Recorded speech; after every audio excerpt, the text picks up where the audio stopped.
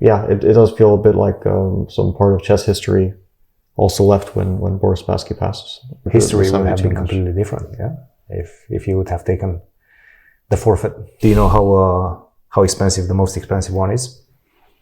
What's your guess? 1.5 million. Yes. How did you know? But if something happens, and this was the trigger, these jeans are going to go up in value. So it's kind of like an investment as well. You can sell them later on. Hey, can we get this American to do some publicity work? Pay him $50,000. Some Russian oligarch with a lot of money. I don't see that happening. Levitov, for example. Did you cheat against Magnus? No. But like, what? I mean, what if that happens?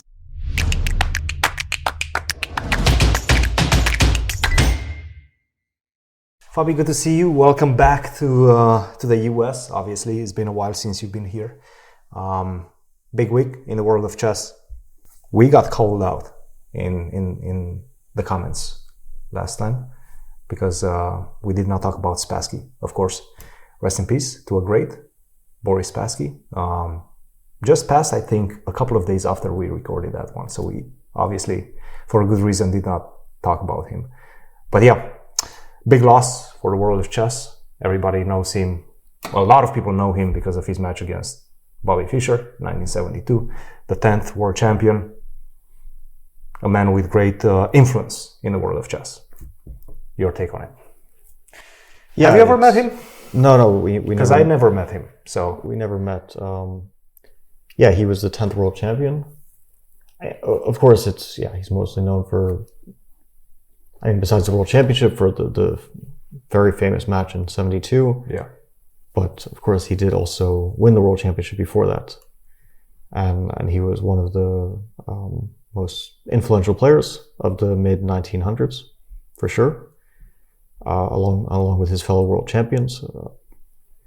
And yeah, he died at the age of 88, so he lived a long life.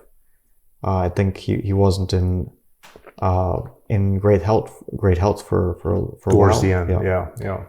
I don't really have many Spassky stories, but I did meet his son, and he told some stories when he visited St. Louis because the family was donating some memorabilia from Spassky's collection.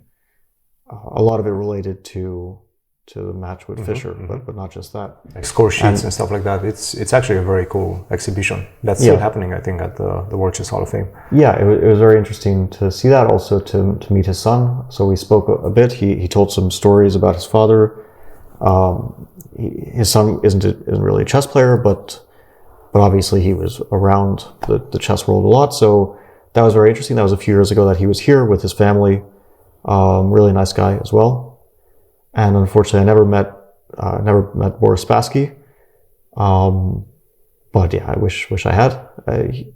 I've only met a few world champions, and there's not so many of the great old world champions who are still alive. Of course, Gary is still going strong, and I've been lucky to play him also. Topalov, Kramnik, etc., etc. Well, okay, I don't consider those the old, old world champions, but the guys from the mid 1900s.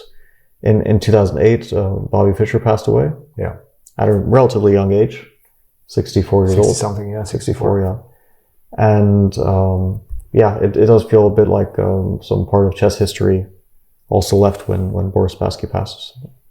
Yeah, and I feel I should know way more stories because Yasser always tells them on the broadcast, but yeah, none of them really come to mind right now, and that's why I actually wanted to maybe have Yasser in one of the next episodes to give him a worthy tribute, let's say, I was looking through some of his games. I was looking through some of his quotes and stuff like that, just kind of get an idea of what type of person he was. And one of the things that struck me was, I think a quote of his that he was saying that his worst years in chess were when he was a world champion, because of the pressure.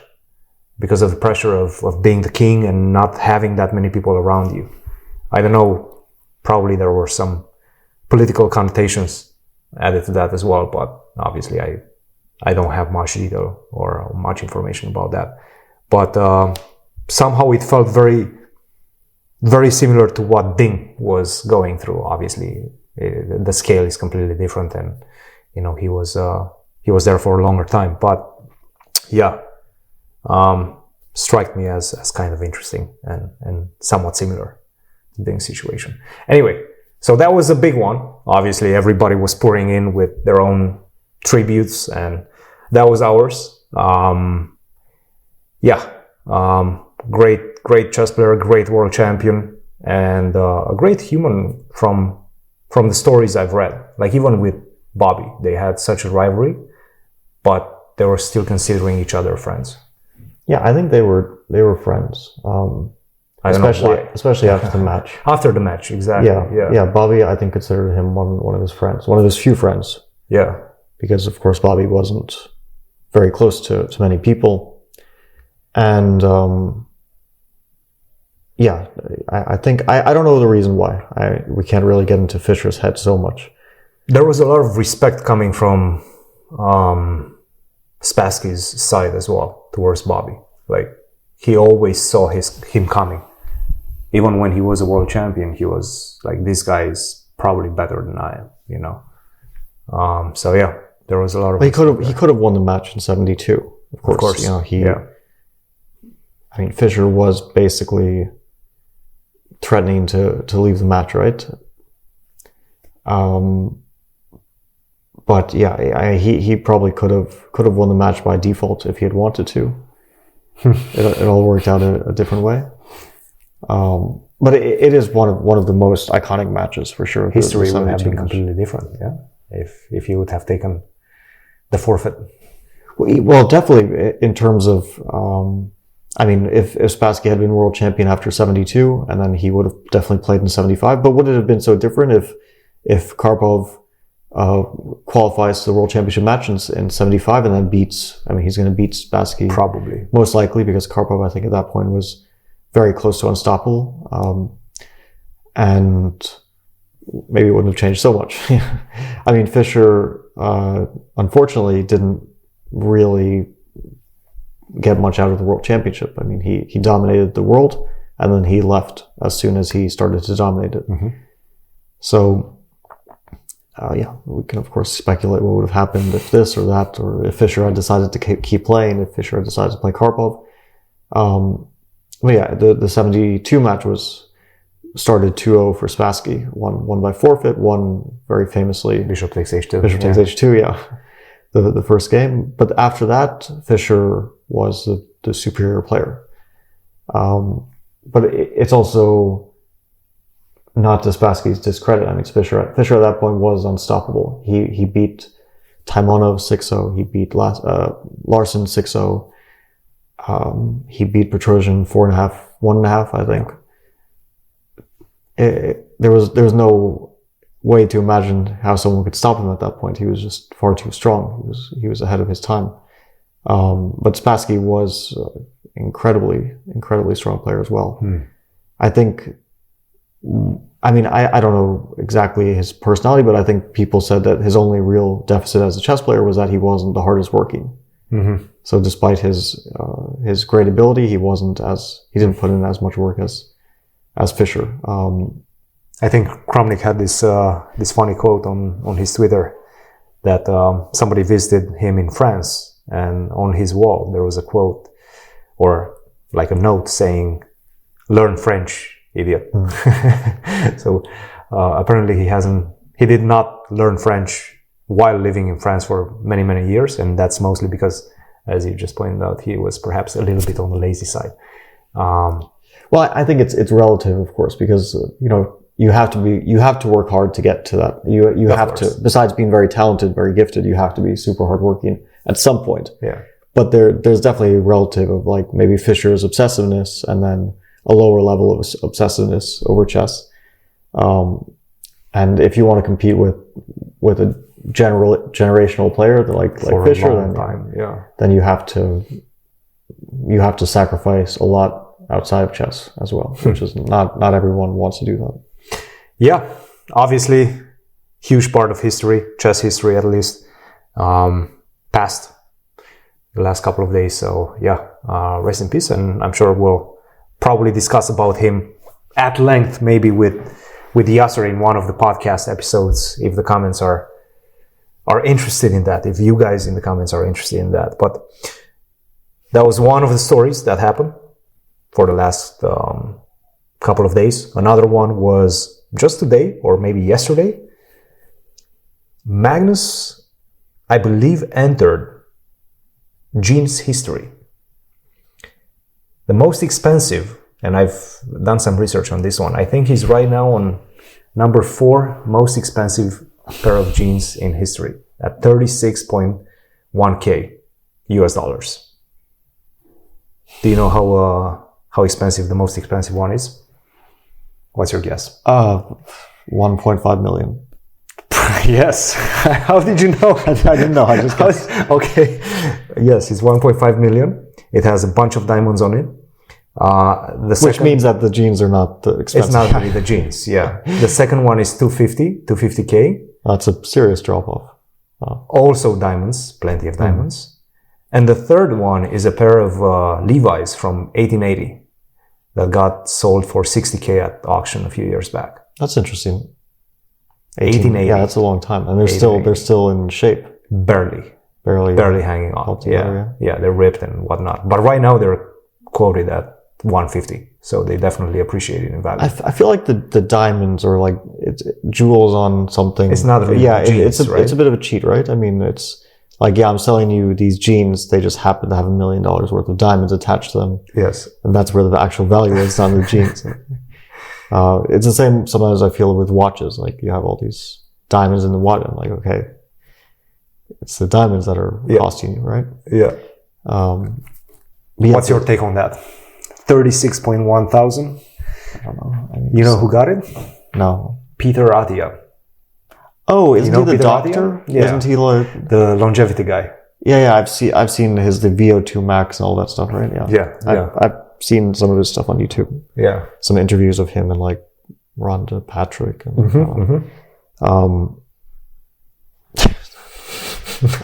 there's so much chess crossover with the chess world and the tech world, and then now the tech and like health care side of things. There's a lot of crossover with that too.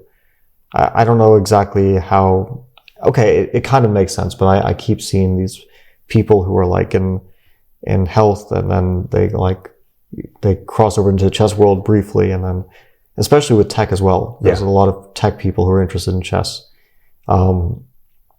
But yeah, okay, so 36,000 for someone who's rich, and for whatever reason he has his reason to want these jeans. I have no idea. And the money went to charity, by the way. Yeah, that's good. So that's good. Obviously, Magnus did not pocket 36K for his jeans. Just gave it to charity. Yeah, I don't really understand why you would want the jeans. Some historical significance, not really, in my opinion. Like, it's not a very historical thing, because it didn't actually have so much impact. The way I view it is like, okay, there was a fight, but the fight was not really because of the jeans, right? The fight was because of other things, and then but if things change, think about it this way: in like 5 years, let's say things change and FIDE gets abolished. Oh, look, I'm just speculating, obviously, and I'm not trying to say that this is the way it should be. But if something happens and this was the trigger, these jeans are going to go up in value. So it's kind of like an investment as well. You can sell them later on. Peter Attia probably will not sell them. I'm not sure if it's such a good investment. Yeah. If that's your aim for resale value, I'm not sure if that's. But if you just want the jeans to say, I have the infamous jeans, I guess. Okay, it's not something that I particularly understand in terms of the desire to have them, but I understand why people want certain things. I think Levy bid on it at 16K. Yeah, I can actually understand why Levy would have wanted more, gotten some value out of it, because he'll display it on his stream, and I can understand that when you're in the chess world and you're like a big public figure in chess, and then you can sort of monetize it to some extent.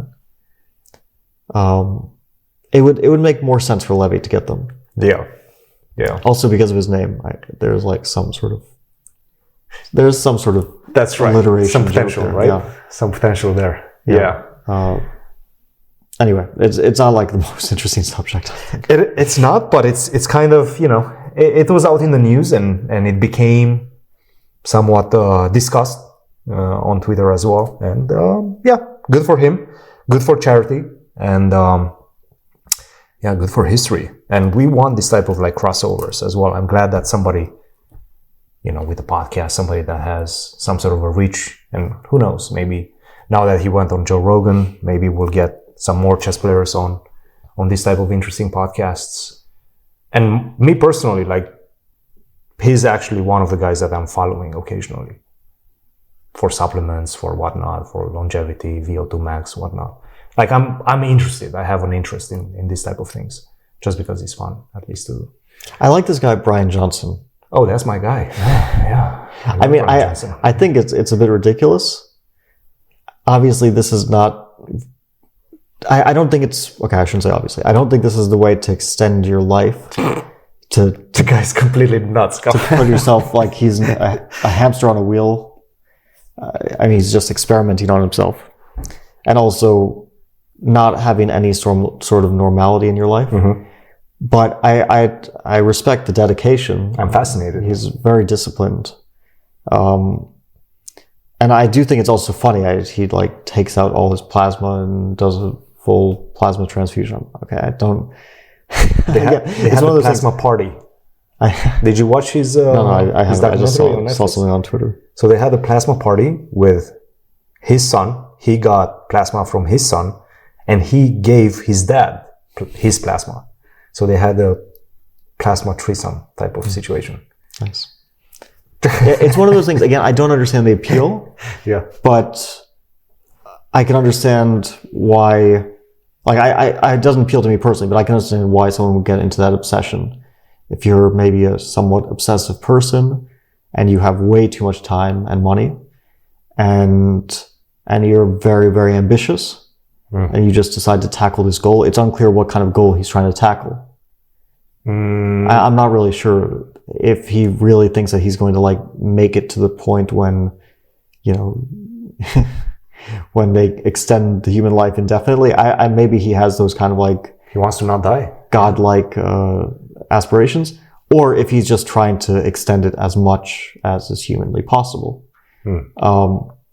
Which it's most likely not going to be the case either way, because I don't think that you can really play God with these things. But I do still admire the dedication, and I love it. I'm fascinated by it, and I appreciate him from the simple fact that I think it pushes forward society as a whole and civilization as a whole on this topic. And he's the only one that seems to be interested to spend and has resources to spend millions of dollars and put himself as a guinea pig, more or less, and do all of these things. I think he even altered his genes at some point. He went somewhere where it's actually legal to do it, and he altered his genes. One of those CRISPR thing. Oh. Yeah. Okay. Not legal in the US. Like he had to fly somewhere else. I'll have to look this up. Yeah. It's interesting. It's interesting. Do you want to get him on the pod? Yeah, we should get him on the pod. Sure. I mean, it's not really chess related at all. But it would be interesting to talk to him. We're expanding our things. So that was it. What else is new? Hans in Russia. First American to play there since 2018, Gatakamsky. Doing quite well, 2.5 out of 3. No, wait. Not the first American to play in Russia, that's for sure. Since 2018? No, that's first to play in Aeroflot, maybe.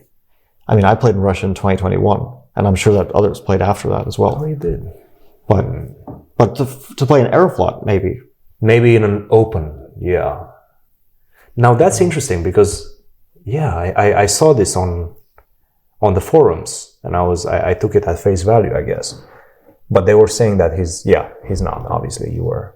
No, I mean, after 2022, of course. You played in 2020, I would guess that 2022? Did you play in 2022 as well? No, because after the war, of course. I mean, That was it, yeah. No, there was no thought to go to Russia after the beginning, like February of 22, I think it was.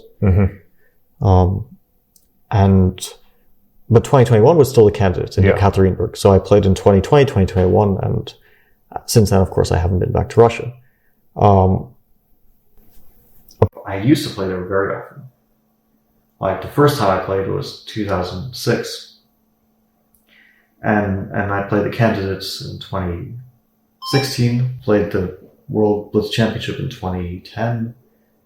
The town memorial was a constant. I mean, chess was very rich in Russia for a long time. Of course, after the invasion of Ukraine, after the war, there was no consideration to play there again. Yeah, it's Aeroflot Open.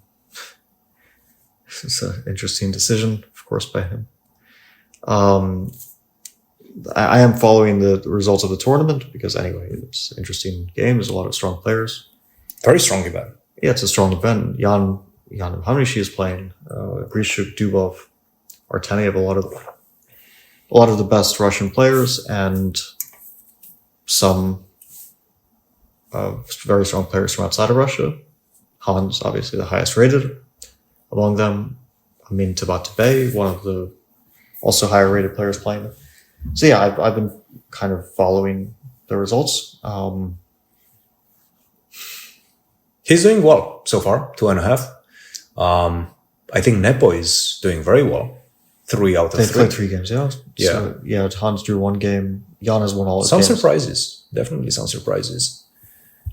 These opens are dangerous, man. Like, they're so dangerous because you see all these Russian kids, 2,500, 2,400. They can beat anybody. Yeah, it's dangerous. So, takes some courage to go there and play opens, especially after you've said that you don't want to play opens ever in your life. But also the circumstances are quite interesting. Him playing in Russia right now. He has to be a bit careful not to get in trouble. Yeah, Actually be able to get out of Russia. I don't think he'll have trouble with that, but I don't think it's a very good decision regardless. It's a strange decision. And he said he's not getting paid for it either. So, you could be speculating that he's getting the bag for that. He got offered a lot of money and he's going to play for that. But he says that he paid for his own travels and he's just going to play it's for an nothing. open tournament. They're not offering big starting fees, that's for sure. I don't know, maybe they offer some conditions, but definitely not some big starting fees. It's a usual open. But wouldn't you see some actor from a third party actor just being like, hey, can we get this American to do some publicity work?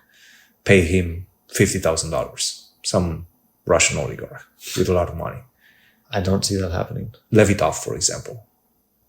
I really don't see that happening. Money. We can speculate all we want. I have no idea. I really don't see that happening. I assume he just went to play an open tournament. On his own accord, huh?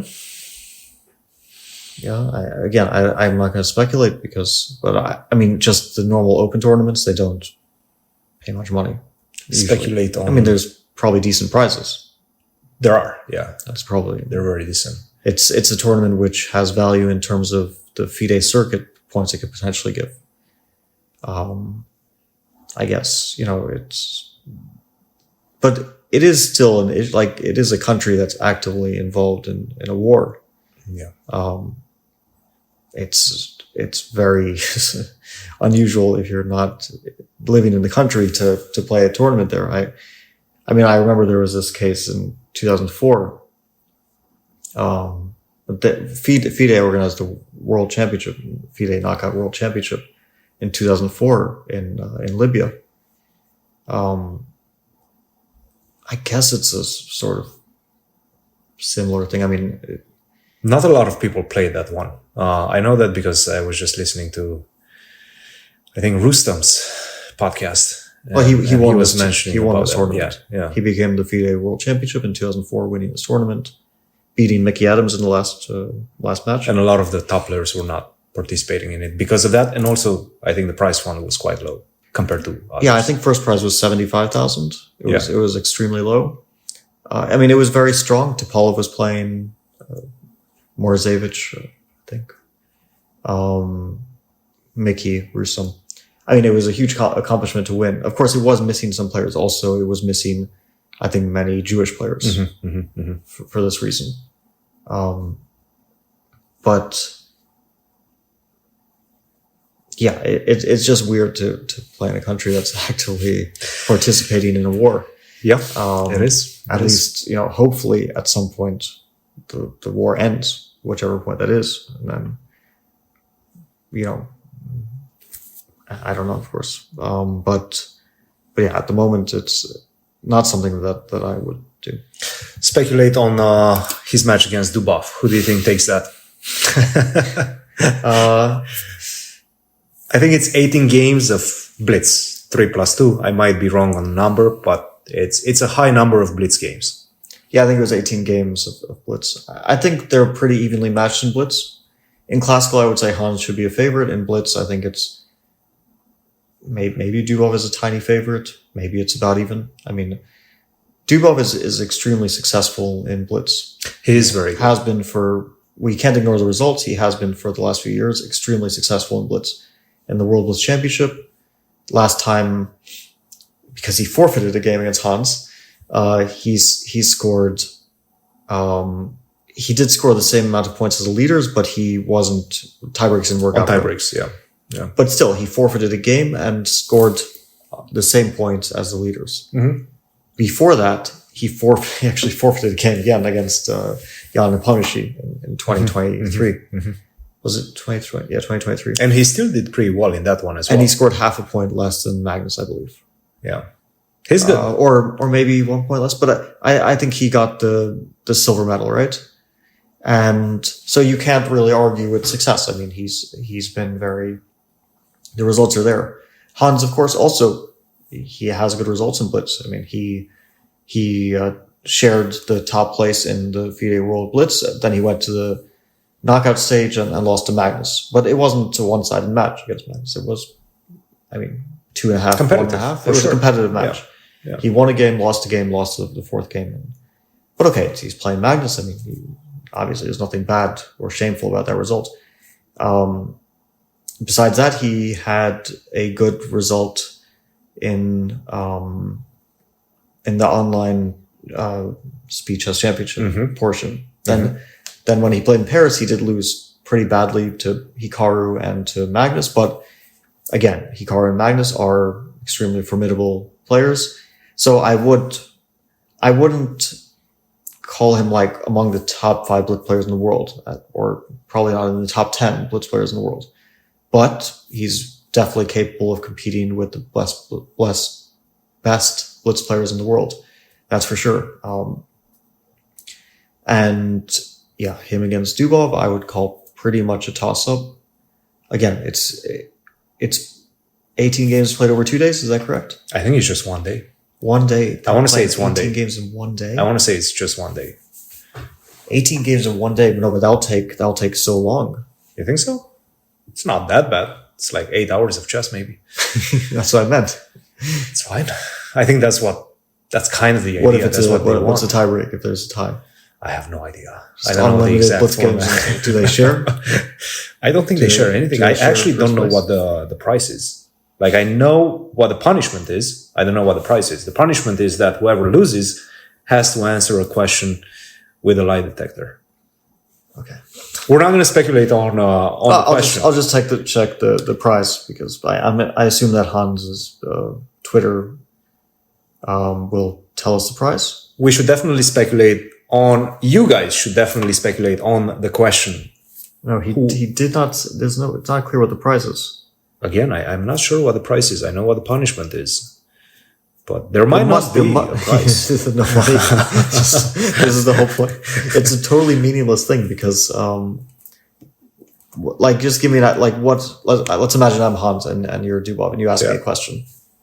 Ask me a question. You're Dubov. I'm Hans. I can also do Dubov if you want. No, you should definitely do Hans. Okay, I'm Hans. Did you cheat against Magnus? No. But it will like what I mean. What if that happens? But he probably didn't. Like most likely he didn't. No, of course. Yeah. Again, we don't know. This could be either way. But I don't know exactly how the machines work. But I guess they measure some stress response. One question is kind of crazy. I mean, it should be like a whole interview, right? I mean, normally you would ask something like, "Have you cheated more than you admitted to?" Yeah. Like at least that is more relevant than did you cheat in this over the board game where basically most people don't think that he did at this point. Right. So of course, yeah, if you're like, that would be very, very, that would be like the most damning if he did, let's say. What would you ask if you were Hans and I was Dubov? I guess I would also ask, have you cheated online? But he sort of confessed to that, right? Dubov. He said that he was playing from other people's accounts or something like that. Or he did in case he thought that somebody else was cheating. Is that how he phrased it? Maybe. I don't know, but I think maybe he did say something like this. I hope I'm not putting words into his mouth, but that's basically what's out there. I don't know, of course. But this is sort of a thing that some people have commonly done. I've heard from different people that, they suspect that they're just checking to see if, I mean, I think like a very big distinction is it a tournament or is it like some kind of 3-0 game that you're playing? Random game. Yeah. I mean, it's obviously bad to cheat in any game under any circumstances, including if you suspect that your opponent's cheating. I still think it's not good. But if there's nothing on the line, it is less bad. Once you're cheating in money events, it's worse.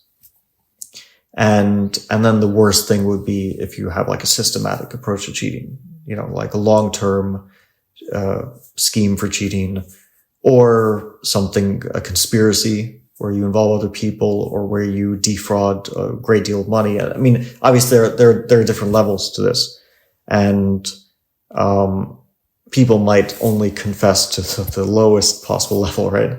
Like, I mean, we know what Hans said, right? Which was that he did it occasionally in a few games when he was 12 years old to boost his rating, and then when he was 16 years old to boost his rating, and it was not for money, and so on and so forth. And the chess.com report said something different. And then they had this whole lawsuit to litigate that. I guess to clear it up, although both sides will have their story. I mean, maybe they'll at some point come out with it. They probably will. Yeah. To tell their story. But again, I don't really see what kind of question which could be asked, even assuming that the lie detector gives an accurate response. One question is meaningless. Yeah. Unless we assume that the lie detector does give an accurate response, which I think is not very clear. And then you ask something like, did you cheat over the board? And then he says no. And then the lie detector is like, oh, you actually have. Yeah. Then people will still say the lie detector isn't accurate and there's plausible deniability. And the more likely thing is that if you ask a question like that, he just says no, and the lie detector says, that's true. Yes. And then it's like, what do you think? What is this all four is just ridiculous. And then there's always going to be a question that it's not actually an accurate reading, and maybe you can fool it, or maybe, I mean, usually I've seen this. I don't think that they really use this in serious situations. No. It's not accurate. Supposedly not accurate. At least not for, litigation, like actual litigation. Or, proving a murder. I don't think you can do that. Yeah, but it does look like, I mean, if you say something and then it says you're lying, it does look bad. Sure. Yeah. I mean, chess.com has been doing this whole series as an entertainment thing. Yeah. It's like, I mean, it's on Levitov chess. It's going to be entertainment. Yeah. Like sure. Okay. The whole match. That's the whole point of it. Entertainment. Sure. Then that's fine. That's the whole point of it. Entertainment is fine. I mean, they want to make some kind of ridiculous spectacle of it. That's fine. I think it's going to be a competitive match. No, the actual match, I'll be interested to see the results. The polygraph afterwards, I don't really care. You take Dubov. You said his slight favorite. I said 50-50. Yeah, but okay, maybe I'll take Hans. I'll take Hans. Just based on the last two World Blitz Championships. Yeah. I mean, Dubov did very well. I put weight into that. Yeah. still, I do consider Hans to be a very good blitz player, and he did beat Vidit in a match. Of course, Vidit probably not as successful in blitz as either Dubov or Hans. He did Anish. He beat Anish also. Did he beat him in the blitz? They played blitz also. Yeah, they played blitz. I mean, it was like classical blitz rapid. He probably did beat him in blitz. Yeah. He was a bit demoralized. I think he was like the match was over. Anish is quite a good blitz player. I wouldn't call him among the best among the top 10 in the world. Again, I wouldn't say Anish is top 10 in the world in blitz, but he's a very, very good blitz player. So that's a meaningful result as well. It's going to be close. It's going to be close and it's going to be fun. That's for sure. Cool. Last topic, really quick, because we got to go get some food. Champion Showdown, the Kings, new format, triathlon of chess. That's how they're describing it. Classical, rapid, and blitz. Semi-classical, not federated. Nothing is federated. Nothing is federated. Neither the blitz or the rapid. What's your take on that? Are you getting ready for that? How do you even get ready for that type of competition? I mean, I'm going to have to consider like what kind of openings do I want to play in a tournament where there's no ratings. It's a good point. And all I'm playing for is money. Yeah, good point. And it's not a qualification tournament for anything. I'm just basically playing for money. And like, do I want to actually use opening ideas with this in mind? I mean, of course, for me, ratings and tournament wins are take more priority over just like we're playing for cash, just cash. Sure. Yeah.